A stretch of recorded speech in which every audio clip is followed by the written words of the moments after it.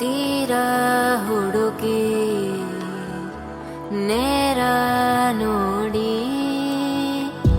ಸಿಗದೆ ಜಲಕ್ಕೆ ಬರುವೆ. ಏನೋ ತಿರುಳೆ ಕಾಯೋ ಇರುಳೆ ನೀನು ತಿರುಗಿ ಬರದೆ. ಬರೆದಾದ ಕಾವ್ಯದ ನಡುವೆ ಬರೆಯದ ಸಾಲು ಒಂದು, ನವಿರಾದ ಗಾಳಿಯ ನಡುವೆ ನಿನ್ನಯ ಮಾಯ ಕಂಡು. ತುಳಸಿ ಕೋಮಲವೇಣಿ ನೀಲವರ್ಣನಾರಾಣಿ